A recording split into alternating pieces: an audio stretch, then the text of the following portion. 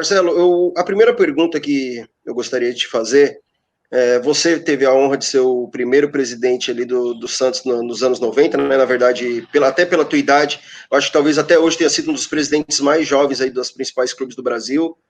Aí reassumiu o clube nos anos 2000, ali no início da década, e recentemente agora assumiu o Conselho Deliberativo.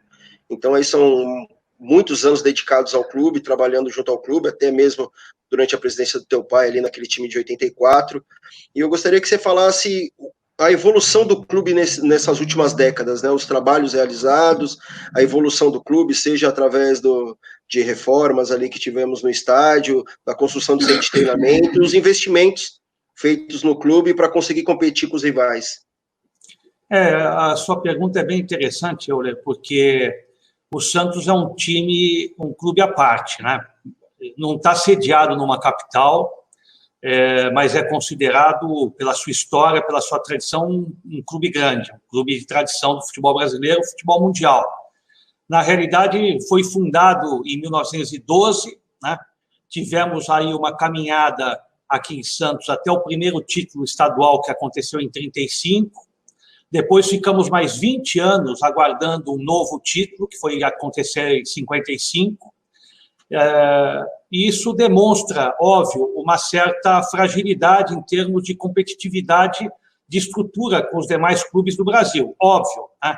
Porque você tem um clube sediado numa capital diferente de um clube que esteja numa cidade litorânea com seus 400, 500 mil habitantes. Mas o Santos é um clube predestinado, um clube abençoado, porque a partir de 55, na década de 60, praticamente reinou durante 10, 15 anos no futebol, conquistando títulos expressivos a níveis internacionais, nacionais, até do início da década de 70. A partir da década de 70, voltou a ter uma certa dificuldade na rotina de títulos, em termos consecutivos, né? Aí já alternando com outros grandes clubes do Brasil e da própria capital do estado de São Paulo a nível estadual. Depois dessa década de 70, 80, 90, nós tivemos, de fato, uma série de fases até chegarmos à década de 2000. Acredito que a década de 2000 ela foi uma década onde se dividiu o milênio e uma nova fase para o Santos.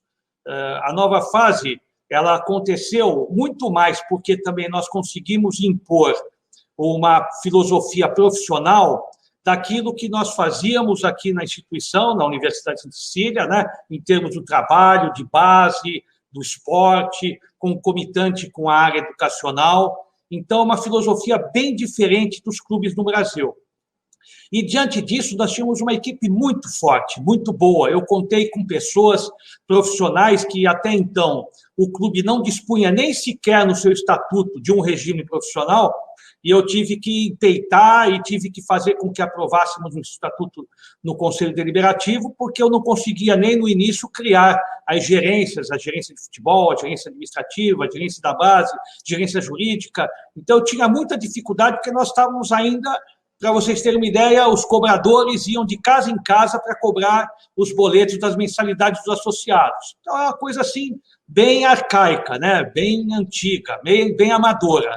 Então, foi uma revolução no Santos em todos os sentidos. Acho que o mais importante, né, eu vinha diante de uma política de proposta para o quadro associativo de que o Santos voltasse a conquistar títulos, né? Era a minha proposta. E não dispunhamos de um plantel naquela oportunidade. Então, começamos a fazer investimentos que o clube não dispunha. E, obviamente, eu também não contabilizei aqueles investimentos, porque, senão, até hoje, nós não teríamos condições de que o clube ressarcisse as pessoas que estavam ali conosco, colaborando, apoiando para que o Santos tivesse esse ressurgimento. Então, o ressurgimento foi muito mais num olhar de uma filosofia diferente de todos os clubes do Brasil, numa política audaciosa, mas muito forte, profissional, e na base, uma reformulação total da nossa base, visto que nós tivemos aí uma série de outros jogadores e atletas que foram revelados, renovados para o futebol brasileiro, para o futebol mundial. Deixamos, ao final da minha gestão, em 2009, um patrimônio em termos da estrutura do centro de treinamento Meninos da Vila, que nós não dispunhamos na entrada da cidade, todo exclusivo para a base. O CT Rei Pelé, que foi todo remodelado em termos do hotel, dos campos de treinamento, toda a infraestrutura do CEPRAF, equipamentos, enfim, tudo que foi investido para o aprimoramento e o treinamento e a preparação dos atletas, tanto do profissional como também da base. A própria Vila Belmiro, toda ela reformulada, toda ela preparada para ter um maior conforto para o torcedor. Então, foi realmente uma política muito forte, onde o Santos praticamente reinou com 6 disputas de Libertadores. Fomos à final em 2003, né, contra o Boca, voltamos a fazer fases decisivas contra o Grêmio em 2007, uma semifinal que parecia muito mais uma final naquela oportunidade, e disputamos também outras competições, bicampeão brasileiro, bicampeão paulista, 2 vezes vice-campeão brasileiro, 2 vezes vice-campeão paulista. Então, tivemos realmente uma trajetória muito forte, comparada até, dadas as proporções, óbvio, mas a própria década de 60 foi uma década vitoriosa para o Santos de 2000 a 2010. E deixamos um patrimônio onde nós não tínhamos no início do milênio do 2000, mas disponibilizamos a nova presidência, que foi a partir de 2010 do presidente Luiz Álvaro, da sua equipe de trabalho, onde dispunhamos ali o Rafael, Alan Patrick, Danilo, o Alex, vários, Neymar, Paulo Henrique, vários grandes jogadores que deram sequência a esse trabalho e também, igualmente, conquistamos vários resultados. Eu acho que só a partir daí houve uma mudança radical da filosofia na base e houve, ao mesmo tempo, uma série de problemas administrativos onde o que nós tínhamos daquela geração de 2002, que chegou a 2005, 2006, permanecendo no Santos, e onde nós reinvestimos na própria base e na reformulação dos plantéis a partir de 2005, investindo também no patrimônio, nós não tivemos no Santos a partir de 2010. Nós tivemos uma série de problemas administrativos, brigas entre dirigentes internamente, presidente contra o vice, já com o Luiz Álvaro e o Odílio, mais recentemente agora Pérez e Rolo, e isso tem dificultado muito a tranquilidade, a sequência dos trabalhos, porque não há uma política adequada para que o Santos permanecesse disputando campeonatos e, ao mesmo tempo, investindo no seu patrimônio, revelando talentos. Nitidamente, nós tivemos uma grande geração a partir de 2010, exatamente essa citada, mas depois disso o Santos volta a ter uma série de dificuldades, muito mais administrativas, onde nós estamos pagando dívidas, cobrindo despesas, tendo receitas que não estão adequadas ao nosso orçamento, e isso tem prejudicado demais o Santos. Isso me preocupa bastante. Temos problemas em termos financeiros na FIFA, temos problemas trabalhistas que são consideráveis nos dias de hoje, e me preocupa porque, ainda somado a isso, nós temos a pandemia, né, que, lógico, pegou todos os clubes de surpresa, todo o mundo vive hoje numa expectativa, óbvio, cada qual fazendo já o seu exercício interno, deve ser feito imediatamente. Me lembro quando, em 2002, vocês devem lembrar também, ficamos 4 meses sem jogar futebol, né? Fomos desclassificados do torneio Rio-São Paulo de uma forma precoce na primeira fase, aguardamos porque aquele ano era ano de Copa do Mundo, ficamos sem atuar, ainda bem que nós já tínhamos esse trabalho feito em termos de investimentos nas divisões de base, um início desse trabalho, pelo menos, tínhamos um elenco jovem já também que vinha atuando com o profissional. Então, o Santos, como todos os clubes no mundo, estão, óbvio, também fazendo o seu planejamento, devem fazer esse tipo de trabalho imediato para adequar a sua realidade financeira às dificuldades que estarão por vir. Já estão, porque nós já estamos tendo, os clubes estão tendo dificuldades na questão de receita com os contratos em vigência, né? No caso da própria emissora de televisão que detém os direitos e outras situações inerentes aí aos contratos atuais, e, obviamente, as despesas continuam as mesmas. Houve um acordo, me parece, não sei se tão bem elaborado, muito transparente e de uma forma segura, envolvendo a diretoria e o grupo de jogadores. Então, existem uma série de incertezas que me preocupam bastante no atual momento do Santos, que, óbvio, todos os clubes vivem, mas nós estamos abordando especialmente o Santos, que vive um momento delicado da sua história. Ô Marcelo, a gente já o pessoal mandando mensagem aqui, perguntas. A gente tem uma pergunta do Jorge Marcax. Ele pergunta por que é que o Santos tem tanta briga interna pelo poder se é consequência de sua grandeza, né? E a gente está num ano diferente, né? E aí eu jogo também a pergunta, complementando aí a do Jorge, se a gente... Como você está enxergando esse cenário político até para as próximas eleições aí, se você imagina períodos conturbados que nem a gente teve aí nos últimos anos. A gente viu bastante o Santos no noticiário por conta de brigas internas também, e, claro, isso prejudica o clube, como você falou, mas como você enxerga esse cenário político atual para essas próximas eleições?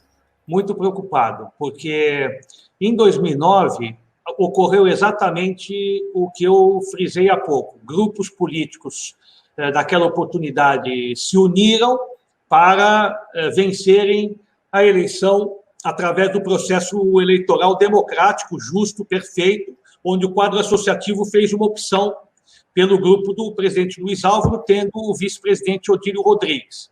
Depois de alguns anos, 2 anos, já tiveram os primeiros entraves em termos desses grupos políticos. Somado a isso, nós tivemos uma mudança estatutária em 2011.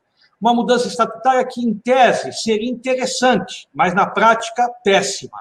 O que significa isso? Houve uma mudança onde, a cada eleição, se você alcançasse um percentual de 20% das eleições, do resultado das urnas, você poderia ter, proporcionalmente, as suas cadeiras no quadro associativo, no Conselho Deliberativo. Isso é péssimo. Por quê? Porque hoje você tem 3, 4 grupos presentes no Conselho Deliberativo. Um exemplo, o presidente vence o processo eleitoral com 60 cadeiras, um exemplo. Os outros 2, 3 grupos, eles entram também com as suas quantidades, através do percentual mínimo, onde você entra, o grupo do Munir entra com 40 membros, o grupo do Euler entra com 30 membros, e só nos 2 grupos já alcançam mais do que as cadeiras do atual presidente. Então, você tem uma oposição presente dentro do Conselho. Então, o que acontece hoje? Os grupos estão se juntando, os grupos estão tendo líderes, onde nem sempre o pré-candidato ele almeja chegar ao poder.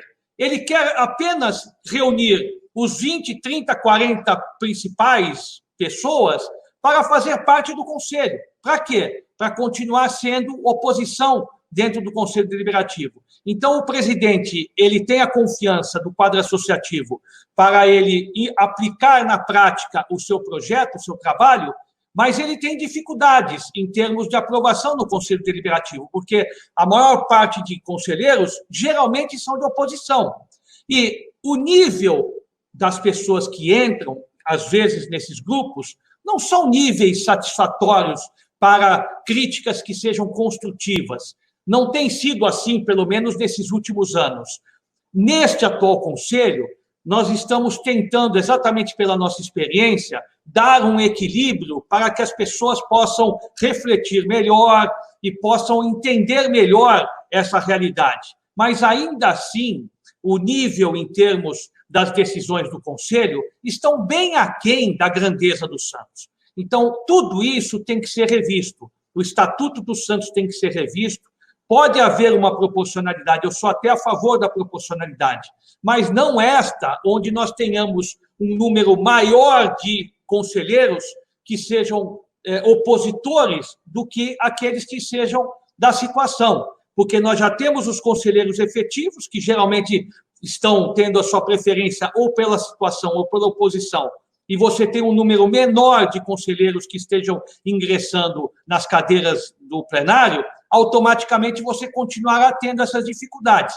Mas também não é só por isso o problema. O problema está nos homens, está nas pessoas, na capacidade, na competência, nos projetos, nas propostas, no entendimento, na conciliação do dia a dia, às vezes também em termos das próprias propostas, as contratações nos seus mais diversos segmentos e áreas do clube. Então, hoje, para você avaliar bem o Santos, comparado, óbvio, à realidade de sucesso que houve de 2000 a 2009, porque haverá sempre essa comparação. Isso é inevitável e é óbvio. E a gente fica até orgulhoso de ter esse tipo de referência no futebol brasileiro, até hoje. Mas nós precisamos ter uma série de medidas internas do clube, a começar pelo estatuto, e a começar também as pessoas que se propõem a serem candidatas a fazerem um trabalho, para que o quadro associativo avalie bem